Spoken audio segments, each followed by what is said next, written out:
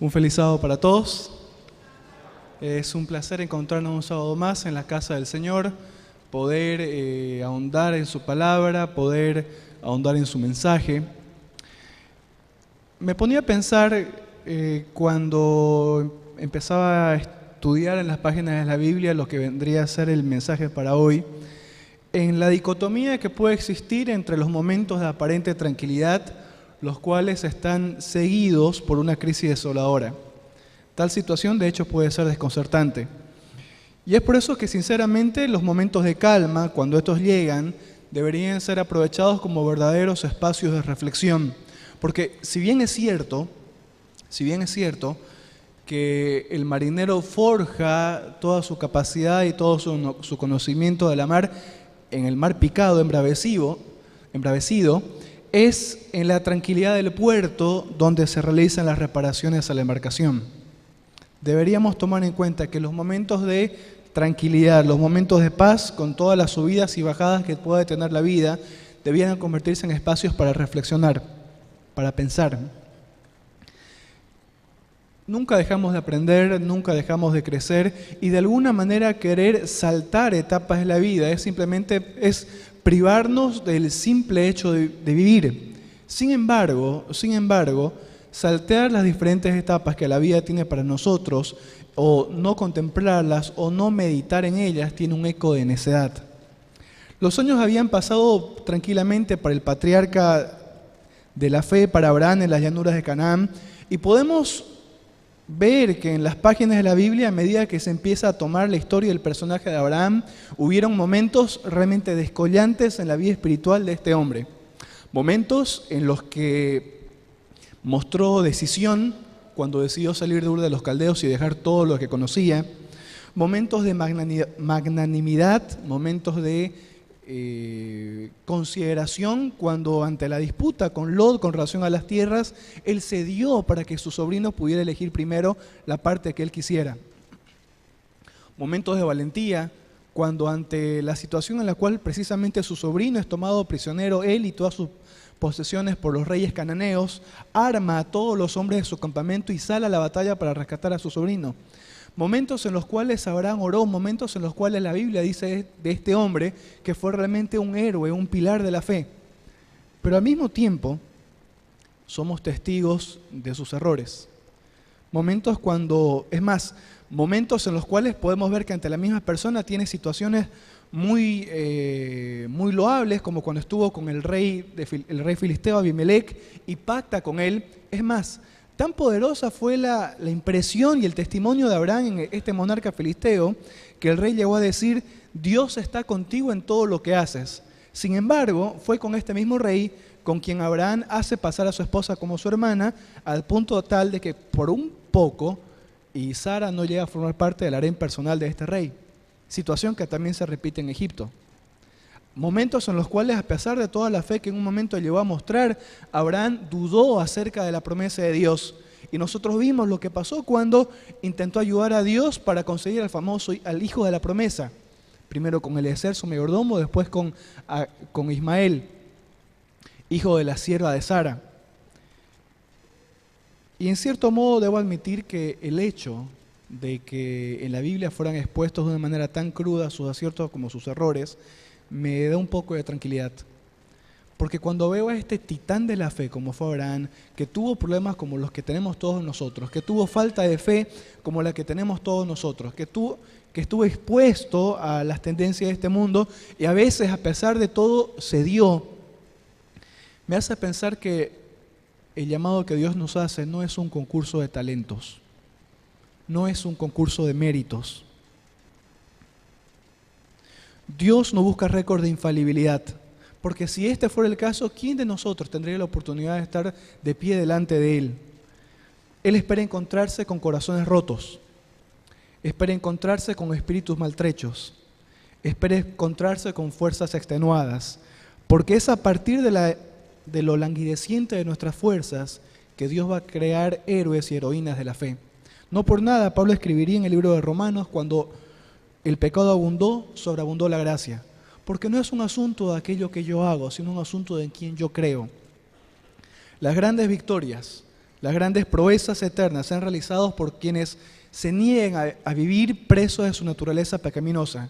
Serán contadas por aquellos quienes se nieguen a vivir presas del miedo, presas de las dificultades, sino aquellos que se animen a creer en la fuerza del Dios que prometió llevarnos.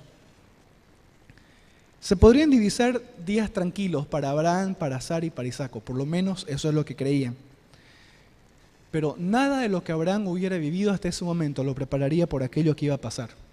Esa mañana, Abraham se levantó, como cualquier otra mañana, contempló a su esposa mientras dormía, miró a ese hijo, a esa vivacidad que estaba en sueño todavía, salió de su tienda a contemplar los últimos vestigios de los astros del cielo mientras estos se fueran a llegada de la mañana, y de pronto pasó aquello que era impensable.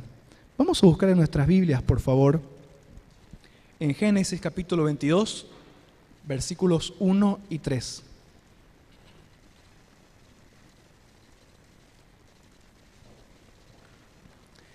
Aconteció después de estas cosas que probó Dios a Abraham y le dijo: Abraham, y él respondió: heme aquí.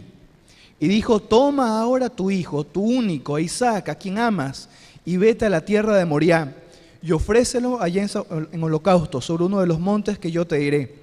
Y Abraham se levantó muy de mañana, enalbardó su asno, tomó consigo 2 siervos suyos y a Isaac su hijo, cortó leña para el holocausto, se levantó y fue al lugar que Dios había dicho. Abraham estaba delante de lo que vendría a ser un punto de inflexión en la vida del patriarca. Y es que muchas veces estos momentos de inflexión pasan de esta manera.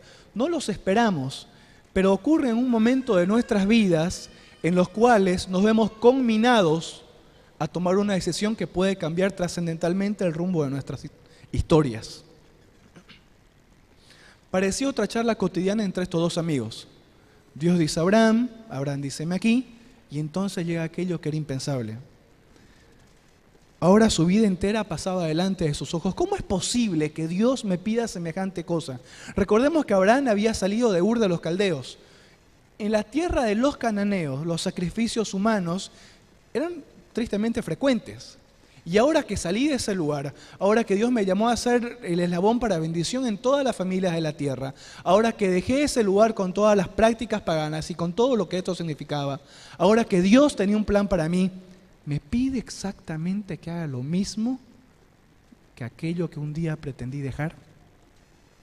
Esto simplemente no podía estar pasando, preguntó. Uno puede esperar este tipo de tratos y uno puede esperar este tipo de proposiciones, tristemente, de un ser humano, porque nos equivocamos, porque estamos rotos por dentro, pero de Dios. Ahora se libraba una batalla titánica en el corazón de este héroe de la fe. La orden era irreconocible viniendo de un Dios cuya esencia era amor, pero era innegable que era la voz de Dios. Es cierto que el mensaje no parecía mucha relación con algo que Dios me hubiera pedido, pero esa era la voz de Dios. Ahora delante de Abraham habían 2 opciones. La primera, pensar que Dios se equivocó, hacer caso omiso a lo que dijo y en pro de lo que su buen juicio y amor de padre le decían, hacer caso omiso de lo que Dios ordenó. Incluso llegar a decir: y bueno, me equivoqué, no puede ser Dios. El espíritu de profecía en el capítulo 13 de Patriarcas y Profetas, cuando relata un poco acerca de la prueba de Abraham, menciona que el enemigo tentó a Abraham diciéndole: no es Dios quien te habla. ¿Cómo es posible que Dios te exija algo así? No, Abraham, te estás equivocando. Dios dijo: no matarás. Dios no condice con la muerte de inocentes. ¿Cómo es posible que este Dios te pida la muerte de tu hijo? Delante de él entonces se elegía la opción de poder decir: esta no es la voz de Dios. Seguir con mi vida tranquilo, amo a mi hijo, Dios me ama a mí, lo ama a él, entonces esto no pasó. Pero esa simplemente no era una opción, porque Abraham conocía cuál era la voz de Dios. La otra opción, más difícil, era aceptar que Dios había hablado. Aceptar que por mucho que amara a Isaac, a su único hijo, a este hijo de la promesa, él no podía amar a nada más que a Dios. No podía amar nada más que a su Creador, y aún con el pesar y asediado por las dudas, aceptar de que Dios habló y que Dios tendría una solución para esto. De que el Dios que lo sacó de la tierra de sus padres, de que el Dios que le prometió que tendría una descendencia como las estrellas del cielo y como la arena del mar, tendría una solución para este dilema. La opción humanamente imposible, que solamente puede verse a través de los ojos de la fe, era aceptar que aún así yo no conozco por qué se me pide esto, que aún así yo no conozco por qué sucede esto, que aún así yo no conozco por qué las cosas que pasan de esta manera. Dios tiene un plan para mi vida. Que el Rey del Universo nunca se olvidó de él y nunca se olvidaría. Si Dios no me dejó solo cuando salí de Ur de los Caldeos, entonces no empezará a hacerlo en este momento. Y que al final de este capítulo tenebroso podré ver la luz y podré ver aquello por lo cual tal vez yo no conozco en este momento. De que al final de este capítulo difícil de mi vida, que al final de esta decisión simplemente imposible de ser tomada, podré ver de que Dios tiene un plan. Y es aquí un punto trascendental en la vida de Abraham. Él conocía la voz de Dios. No por nada Jesús diría: mis ovejas oyen mi voz y yo las conozco y me siguen. Porque creo que no hay manera humana para poder dilucidar los planes de Dios. Sin embargo, hay maneras para poder conocer la voz de Dios. Vivimos en un mundo con un barullo ensordecedor. Y poder encontrar el rumbo muchas veces es difícil. Creer o no creer, confiar o no confiar, seguir o no seguir. En un mundo que grita tanto, necesitamos una voz firme, amorosa, cálida, a la cual podemos seguir. Y es cierto que hoy por hoy Dios no va a pedirte que sacrifiques a nadie de tu familia, pero muchas veces los caminos de Dios son simplemente indescifrables. ¿Cómo explicarle, a la luz de que Dios todavía tiene un plan para su vida, cómo explicarle a una madre acerca de la enfermedad terminal de su niña? ¿Cómo explicarle a un padre que el consumo del alcohol simplemente aniquiló todo capital cognitivo en la mente de su hijo, que nunca volverá a ser el mismo, que quedará con secuelas? ¿Cómo explicarle a una mujer que estaba en un viaje de ensueño después de muchos años con su esposo y que por un ataque terrorista acaba de perder a su compañero de vida? ¿Cómo explicarle a una persona joven que tiene una enfermedad terminal? ¿Cómo explicarle a un hombre inocente que por una cuestión de recortes de personal perdió el trabajo? ¿Cómo explicarle a los sobrevivientes de una aldea que a causa de un tsunami sus pertenencias y sus familias quedaron sepultados bajo tierra y que nunca más los van a ver? ¿Cómo explicarle al hombre, a la persona sufriente, que en este mundo de dolor Dios todavía tiene un plan? ¿Cómo explicar de que el ser humano no fue dado a su suerte en el debacle que le tocó vivir? Esto muchas veces es muy difícil, muchas veces no tiene respuesta, porque muchas veces en este mundo de dolor las personas buenas sufren, lloran. Y la fe y la confianza en Dios son caminos que deben ser transitados todos los días, porque si tristemente el sufrir es una cosa innegable, es una cosa ineludible en este mundo, confiar en Dios debiera ser una cosa continua. Caminar el camino de la fe debe ser un andar de todos los días, porque solamente de esa manera se fortalecen nuestras decisiones y son preservadas nuestras fuerzas. Y sí, confiar, creer no son atributos humanos. La fe es un don del cielo. En la lectura continua de su palabra, en la cual yo aprendo más acerca del carácter de Dios y el amor que tiene por mí, en la oración constante y ferviente que no flaquea, que sigue todos los días, aún así no vea en una primera instancia aquello por lo cual está orando, en la testificación diaria de contar a otros lo que Dios hizo por mí, puedo encontrar las fuerzas para creer, puedo encontrar los canales para poder entender, conocer la voz de Dios. Si Dios me llamó de Ur, el Dios que me prometió una descendencia tan grande, me pide esto ahora, me pide semejante cosa ahora, es porque Él tendrá un plan para mi vida. En el libro de Hebreos, Pablo escribe un poco acerca de la fe de Abraham, y es más, menciona un poco de la razón por la cual Abraham creía fervientemente.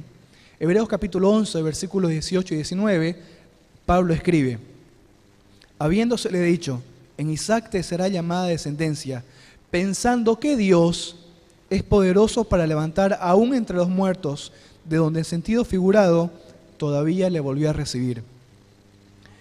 Si creo en un Dios que con un soplo de vida puede hacer que las personas se pongan de pie, si creo en un Dios que fue capaz de que se concibiera una vida nueva entre dos personas que simplemente no tenían las condiciones humanas, entre dos ancianos que no podían llegar a concebir un niño, si ese Dios puso una vida entre mi esposa y yo, entonces ese Dios será capaz de resucitar a mi hijo. Si ese Dios que da la vida como un don, si ese Dios que me da la vida todos los días, no porque lo merezca, sino porque me ama, me pide semejante cosa en este momento, será porque Él tiene una solución. Será porque así como me da el soplo de vida para que me despierte todos los días y haga mis actividades, soplará ese soplo de vida en mi hijo otra vez y lo voy a ver. Esto significaba la mayor batalla librada en el corazón de Abraham. Porque la tentación no era si creo o no creo en Dios. La tentación era en qué clase de Dios estoy creyendo. Y a través de la historia de la Biblia, el gran engaño de Satanás no es necesariamente hacernos no creer en Dios, sino darnos una imagen distorsionada de Dios. En el libro La pena observada de C.S. Lewis, un escritor cristiano, él escribe un poco acerca de la muerte de su esposa y dice lo siguiente: no es que esté, creo, en peligro de dejar de creer en Dios. El verdadero peligro es el de creer cosas terribles acerca de Él. La conclusión que temo no es así que no hay Dios después de todo, sino la conclusión a la cual yo realmente temo es así es como Dios realmente es. No te engañes por más tiempo. Historias como estas se desatan un corazón, desatan una batalla en el corazón de todos nosotros, porque todos los días nos vemos tentados a creer cosas de las cuales Dios no es. El engaño de Satanás desde el principio fue hacernos creer, pero Dios se guarda cosas. Dios te está ocultando muchas cosas. Dios no es tan bueno como te lo pintaron. Y la gran batalla en nuestros corazones será precisamente mantener la imagen de Dios tal y cual como es. Y por lo tanto, la pregunta que esta parte de la Biblia arroja entre nosotros es: ¿qué clase de imagen de Dios tenés en tu corazón? ¿Qué clase de imagen de Dios está en el corazón de tu familia? De tu esposa, esposo, de tus hijos. ¿Qué clase de imagen de Dios estamos gestando en la mente de los más pequeños? La de un Dios indolente, la de un Dios cruel, la de un Dios que se satisface en el dolor del ser humano, de un Dios que es frío, distante, indolente ante el dolor, o de un Dios que ama, que perdona, que escucha. Estamos creando dentro de nuestros corazones la imagen de un Dios lejano, indolente, frío, o de un Dios cercano, un Dios que oye.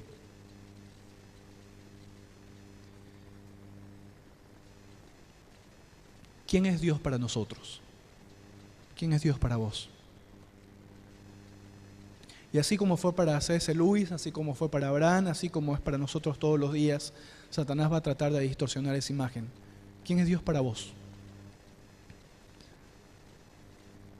Y esto puede explicarse solo a través de las experiencias que vivió el patriarca de la fe, porque lo que para otros podría ser una razón para no creer, ¿qué sentido tiene seguir creyendo? Dejé Ur de los Caldeos, dejé mi familia, dejé todo lo que conocía para esto. ¿Valdrá la pena seguir a Dios y hacer lo que me dijo para llegar a este punto de mi historia y que me pida sacrificar a mi hijo? ¿Vale la pena seguir con todo esto? Lo que para otros pudieran haber sido razones para desanimarse, para desesperarse, para Abraham fueron argumentos para seguir creyendo. Si Dios me trajo hasta acá, si Dios nunca me abandonó, si Dios caminó conmigo en cada paso que di cuando salí de Ur de los Caldeos, si Dios me conoce en mis horas más brillantes, así como en mis horas más sombrías, Él me sostendrá en este momento también. Cada día que pasa, cada éxito, cada fracaso, cada sueño, cada pesadilla, cada contingencia, cada momento de nuestro vivir es una oportunidad más para creer. Creer, vivir por la fe en Él, aceptar su justicia, no es una cuestión de merecimiento, sino una cuestión de gracia. Creer es aceptar que al final del día y al final de todas las dificultades, al final de todos los problemas, la victoria será para aquellos quienes en los momentos de dificultad se nieguen al hecho de creer que Dios los abandonó. Es por eso que siempre que se habla de la fe y de Abraham, se dice que creyó y que fue contado para justicia, porque el justo vivirá por la fe. La historia de Abraham en esta parte de la Biblia es un llamado a recuperar, un llamado a robustecer nuestra amistad con Dios. La historia de este Abraham, que ante el no entender muchas cosas acepta los designios de Dios, es un llamado y una invitación a pensar qué imagen de Dios está en tu corazón en este momento. Pero el día había llegado.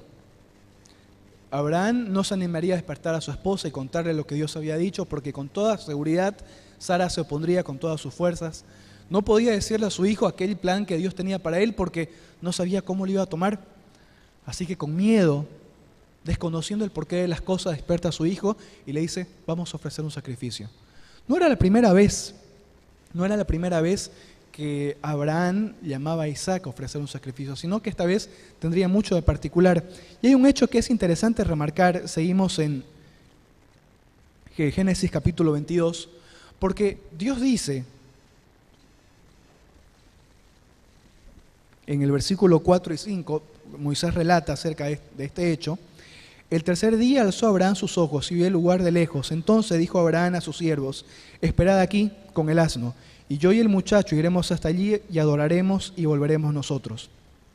Es interesante porque en la Biblia cada vez que se mencionan periodos de 3 días, estamos hablando de un momento trascendental, un momento en el cual puede jugarse la vida o la muerte de una persona, y no solamente de una manera terrenal, sino con connotaciones eternas. Jonás, 3 días en el vientre del gran pez, Lázaro, 3 días muertos, mismo Jesús, 3 días antes de resucitar. Y ahora Abraham comenzaba este viaje de 3 días, y me imagino lo pesado, el rostro adusto y sombrío que seguramente Abraham tenía en ese momento. 3 días pensando dentro de sí, lo hago, no lo hago, lo hago, no lo hago, lo hago, no lo hago. ¿Será posible que en este momento estés pasando por esos 3 días? ¿Será posible que en este momento estás caminando en esos 3 días rumbo a Moriah? ¿Será posible que en este momento estás en esos 3 días de incertidumbre en los cuales no sabes por qué las cosas son como son, pero te toca caminarlo? En el corazón de este hombre reside una fuerza mayor, una fuerza que solamente puede venir del cielo, una fuerza que se mantiene inmutable ante los gritos del miedo, de la duda, de la desesperación. Si en este momento sentís que estás rumbo al monte Moriah en esos 3 días de incertidumbre, te animo a no perder la fe, porque el milagro se verá al final de esos 3 días. Ahora en las faldas del monte Moriah está Abraham con su hijo y están a punto de subir, están en las faldas del monte, y esas faldas del monte significaban aquel paso final. Una vez que Abraham comenzara ese camino, no había vuelta atrás. Si en este momento estamos en ese punto de inflexión, si en este momento nos encontramos en ese punto en el cual nos vemos tentados a no creer, a perder las esperanzas, si en este momento nos encontramos en ese punto en el cual dudo si vale la pena creer, ten por seguro que el milagro se verá en la cima de la montaña, no abajo.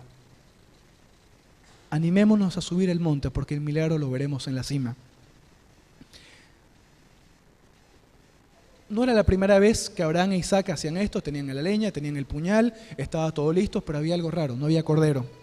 Y Abraham le pregunta y le dice, Padre, ¿y el cordero para el sacrificio? La sierva del Señor menciona y habla acerca de lo difícil que fue este momento para Abraham. Esa pregunta se convirtió en un puñal que laceraba el corazón del patriarca. ¿Cómo decirle aquello que estaba pasando? ¿Cómo comentarle aquello que pasaba por mi mente ahora? Hasta que, claro, llegó un punto en el cual no quedó otra que decirle, hijo, vos sos el sacrificio. En el mismo capítulo 13 de Patriarcas y Profetas, Elena G. de White relata un poco acerca de este momento. Una vez que Abraham le confiesa que Isaac sería el sacrificio que Dios había pedido, dice, con ternura, Isaac trató de aliviar el dolor de su padre y animó sus debilitadas manos para que ataran las de él con las cuerdas que lo sujetarían al altar. Algo que me parece digno de recalcar en este punto de la historia es la actitud de Isaac. Para un hombre entrado en años, para un hombre en ancianidad como era Abraham, debilitado por 3 días de caminata y con un corazón atribulado y apesadumbrado, él no hubiera representado ninguna fuerza real de oposición en caso de que a Isaac no le hubiera gustado la idea de hacer el sacrificio. Isaac, con la fuerza de la juventud, no hubiera tenido mayor inconveniente en resistirse de lleno a Abraham y no ser parte de esto. Sin embargo, le accedió. La fe de Abraham era la fe de su familia. Y esto me pone a pensar, ¿en mi hogar se vive la fe así como yo la estoy viviendo? ¿Mi familia comparte la misma fe en la misma intensidad que yo la comparto? La fe de Abraham era genuina porque precisamente era una fe que se compartía con su familia. La fe de Abraham era la fe de Isaac. Y no hay más testimonio más poderoso, no hay sermón más contundente que una vida de devoción, que una vida de fe. Porque si bien es cierto, nosotros podemos ir a un lugar desconocido y hablar del Señor y lo más probable es que tengamos éxito. Pero otra cosa es convertir a las personas que están cerca nuestro. Es fácil, de alguna manera, hablar de Jesús y hablar del amor de Dios ante aquellas personas que no nos conocen, pero ante nuestra familia es un tema distinto. Abraham era un testimonio fidedigno. Abraham tenía una fe verdadera, una fe cierta y concreta, de modo que Isaac creía en la misma intensidad y de la misma manera como creía su padre. En la casa de Abraham había abundancia. En la casa de Abraham había riqueza. Y es más, un día Isaac pasaría a ser el dueño de todo esto. Isaac pasaría a ser el patriarca en cuanto a todos los bienes de Abraham. Pero qué lindo saber que Abraham había criado a su hijo para mucho más. Qué grato saber que Isaac no estaba listo solamente para asumir las responsabilidades en lo material, sino las responsabilidades espirituales del patriarcado de la familia. Qué grato saber que Isaac no solamente se estaba preparando para administrar los bienes materiales, sino para ministrar a las personas que formaban parte de su casa, que estaba listo para ser el sacerdote espiritual de esa familia. Mucho más que un hacendado próspero, Isaac se preparaba para ser ese eslabón en la promesa de Dios, para así como su padre, ser bendición para todas las familias de la tierra. Es necesario que aquellos que son padres y aquellos quienes algún día lo seremos, pensemos en cómo estamos educando a nuestros hijos. ¿Los estamos educando para ser grandes solamente en esta tierra? ¿O además y por sobre todo para ser grandes en la fe? El momento decisivo había llegado. Isaac estaba atado sobre el altar, con un rostro tribulado, dejando caer lágrimas. Abraham levanta el cuchillo y el Espíritu de Profecía relata un poco acerca de este momento. Por fin se dicen las últimas palabras de amor, derraman las últimas lágrimas y se dan el último abrazo. La historia estaba a punto de terminar para Isaac, con un corazón contrito, quebrado, deshecho. Abraham se aprestaba a dar la estocada final a su hijo. No dudaba acerca de lo que tenía que hacer. Sabía que era lo que debía hacer, pero esto no quitaba que le producía un inmenso dolor. Génesis 22, del 10 al 12. Y extendió Abraham su mano y tomó el cuchillo para degollar a su hijo. Entonces el ángel de Jehová le dio voces desde el cielo y dijo: Abraham. Y Abraham respondió: heme aquí. Y le dijo: no extiendas tu mano por sobre el muchacho, ni le hagas nada, porque yo conozco que temes a Dios, por cuanto no me rehusaste a tu hijo, tu único.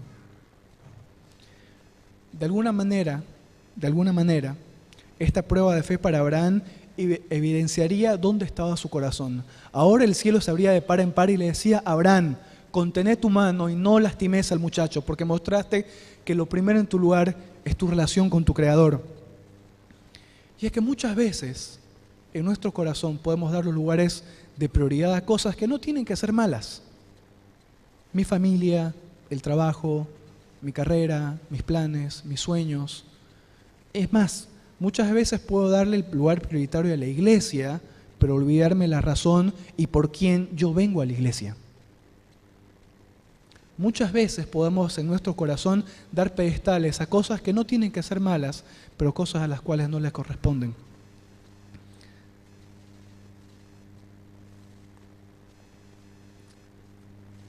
La verdad es que no puedo evitar pensar que un día, así como para Abraham, nuestra fe va a ser probada. Y es que así como cuando un niño crece, es innegable que van a haber momentos difíciles, pero es necesario esa dificultad para seguir creciendo. De igual manera, nuestra fe es probada para que nosotros podamos crecer en la fe. Muchas veces, para preservar aquellas cosas que nosotros realmente queremos, tenemos que estar dispuestos a renunciar a ellas en una primera instancia. Abraham debía probar el amor que sentía por Dios. Su fe debía ser probada. Y nada en la vida de Abraham, ni siquiera el hijo de la promesa, podía ocupar el lugar que le corresponde al Creador. Y esto me pone a pensar, ¿será posible que en este momento en mi vida haya algún Isaac en mi corazón al cual yo tengo que entregar? ¿Será posible que en este momento en mi vida hay un hijo de la promesa que ocupa el primer lugar? Y nosotros pongámosle el nombre que corresponda, porque pueden haber muchas cosas en este momento, y repito, no necesariamente cosas malas, pero cosas a las cuales no les corresponde el primer lugar en nuestro corazón.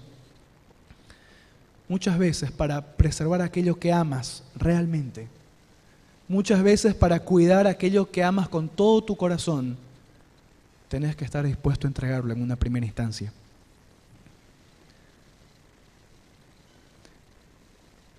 Dios proveyó. Cuando todavía parecía perdido, cuando ante las preguntas de Isaac, Abraham decía, tranquilo hijo, Dios proveerá, Dios proveyó. Es interesante el hecho de que cuando la muerte asomaba, cuando parecía que todo se había perdido, cuando parecía que todo estaba a punto de perderse, a punto de irse abajo, a irse a pique, cuando parecía que Dios se había olvidado de la promesa que un día le hizo a Abraham, Dios proveyó. Si hasta este momento has estado peleando solo, si hasta este momento sentís que las fuerzas simplemente ya no te abastecen, si hasta este momento sentís que estás cansado o cansada de seguir luchando solo, en el nombre del Señor, Dios proveerá. Cuando pareciera que nuestras esperanzas y que nuestras fuerzas languidecen y que con ello se va nuestra vida misma, Dios proveerá. Y como si fuera una figura mesiánica, quisiera que continuemos a la lectura. Seguimos en Génesis capítulo 22, esta vez del versículo 13 al 18. Entonces Abraham alzó sus ojos y miró, y he aquí que a sus espaldas había un carnero trabado en un zarzal por sus cuernos. Y fue Abraham y tomó al carnero y lo ofreció en holocausto en lugar de su hijo. Y llamó a Abraham el nombre de aquel lugar, Jehová proveerá. Por tanto se dice hasta hoy, en el monte de Jehová será provisto. Y llamó el ángel de Jehová a Abraham por segunda vez desde el cielo y le dijo, por mí mismo he jurado, dice Jehová, que por cuanto has hecho esto y no me has rehusado a tu hijo, a tu único hijo, a quien tú amas, de cierto te bendeciré y multiplicaré tu descendencia como las estrellas del cielo y como la arena del mar. Y tu descendencia serán benditas todas las naciones de la tierra por cuanto obedeciste mi voz. Dios proveerá. Dios tiene un plan. Si estás en un momento en el cual te parece difícil creer, si estás en un momento en el cual pareciera que creer no tiene sentido, que agotaste tus fuerzas, acordémonos de la historia de Abraham y de Isaac. Dios proveerá. Y con un aire triunfal, ahora estas dos personas entraban en la galería de los héroes de la fe como padre e hijo que decidieron creer. Cuando su sentido común y cuando todo les decía, es una locura lo que estás diciendo, ellos se animaron a creer. Y en este punto de la historia, el cordero, el carnero que Abraham encuentra, representa una figura mesiánica. Cuando el sacrificio estaba a punto de ser tomado por un ser humano, apareció el cordero. Cuando éramos nosotros quienes debíamos estar en el altar, cuando éramos nosotros quienes debíamos ser sacrificados, apareció el Cordero de Dios que quita el pecado de la humanidad. La gracia divina nos concedió la oportunidad de vivir plenamente, de amar con intensidad, de creer sin miedos. La gracia y el sacrificio de Jesús nos conceden la oportunidad de ser libres para hacer lo correcto. Nos conceden la posibilidad de ser libres de nuestros propios errores, libres de nuestros propios excesos, libres para creer, libres para amar, libres para vivir. La gracia de Dios le concedió al pecador la oportunidad que éste no merecía.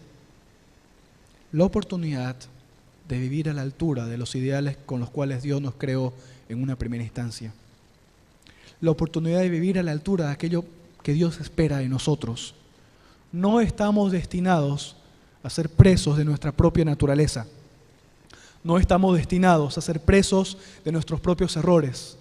No estamos destinados a ser presos de nuestro pasado.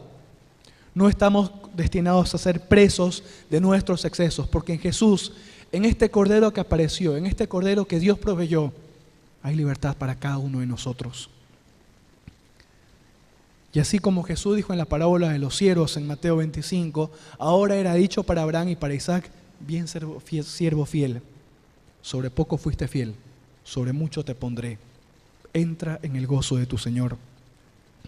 Con un espíritu triunfal, airoso, estos hombres entraban victoriosos en esta galería de los héroes de la fe. Porque creyeron, porque Dios tenía preparado algo para ellos. Y la verdad, y con esto para ir redondeando la historia de Abraham y de Isaac, venir a la iglesia todos los sábados, haber crecido en el seno de una familia creyente, cumplir con todos los estamentos y obligaciones que Dios espera de mí, cumplir con todas las normativas de la iglesia, no es una garantía para no sufrir. En un mundo donde cunde el pecado, donde campea el error, donde cunden los excesos, sufrir de alguna manera es la moneda de cambio entre todos aquellos que hacemos un paso por este mundo. Las personas buenas sufren. Las personas buenas tienen dificultades. Las personas buenas también tienen que caminar esos 3 días rumbo a Moriah. Pero ante la incertidumbre, mi vida debiera ser, así como este monte quedó para la posteridad, como el monte donde Dios proveerá. Mi vida debiera ser un mural ante todos que diga: Dios proveerá. En medio de las dificultades, en medio de los problemas, mi vida debiera decir al mundo entero: Dios proveerá. Ante el dolor que no puede ser explicado, ante las lágrimas que no pueden ni deben ser contenidas, digo entre paréntesis, tener fe nunca fue sinónimo de no llorar, de no sufrir. Jesús lloró amargamente. Tener fe no significa que yo no voy a sufrir o que está mal llorar por aquello que contriñe mi corazón. Pero aún en medio de las dificultades más cruentas, yo podré mirar ante el miedo y decir: Dios proveerá. Mi vida debiera ser un púlpito, un sermón abierto que diga sin temor que Dios proveerá. Franklin D. Roosevelt, 32º presidente de los Estados Unidos, a la crítica y a la postre conocido como uno de los presidentes más queridos y más recordados en la historia de los Estados Unidos, presidente a quien le tocó enfrentar momentos realmente difíciles. Él creó el plan en 1933 para sacar a su país de la gran crisis del 29, crisis que mandó a todo el mundo a la lona. Él fue uno de los artífices para formar la alianza en la Segunda Guerra Mundial. Franklin Roosevelt, de alguna manera había comenzado una carrera política muy influyente. No tenía 39 años y este señor ya era miembro del Senado y estaba candidateando para la presidencia de los Estados Unidos. Una época en la cual muchas enfermedades no tenían el control que hoy por hoy tienen. El presidente Roosevelt contrajo poliomielitis, lo cual lo confinó en una primera instancia a muletas, después a aparatos ortopédicos y por último a una silla de ruedas. Cuando parecía que su ascendente carrera política había terminado y cuando parecía que el futuro de Roosevelt simplemente no tenía mayor razón de ser, él pronunció una frase que hasta hoy sigue resonando y dijo: el único límite para nuestros logros de mañana estará en nuestras dudas de hoy. Y pasa esto con relación a las bendiciones que Dios quiere derramar para nosotros, porque solamente tendremos miedo al futuro cuando olvidemos lo que Dios hizo por nosotros en el pasado. El límite que muchas veces nosotros ponemos a las bendiciones y a los milagros que se ven en la cima de la montaña, el límite que muchas veces nosotros colocamos para ver los milagros en la cima del monte Moriah son las dudas que nosotros tenemos hoy. Y me pongo a pensar cuál será la duda que en este momento está frenando de que yo pueda ver el milagro. Si estás en esos 3 días de incertidumbre, si te encontrás en esos 3 días de dificultad, si estás en esos 3 días en los cuales no entiendes por qué las cosas pasan como pasan y no entiendes por qué y cómo es posible que un Dios de amor permita lo que permite, en el nombre del Señor, No perdas la fe. Porque solamente en la cima de la montaña veremos concreto el milagro. Y una vez cuando estemos ahí, cuando Dios provee la salvación, diremos, Dios proveyó. Seremos las familias en las cuales Dios proveyó. Seremos la iglesia en la cual Dios proveyó. Serán nuestras vidas en las cuales Dios proveyó. No estamos solos. No estás solo. Dios proveerá el milagro. Que el Señor te bendiga. Amén.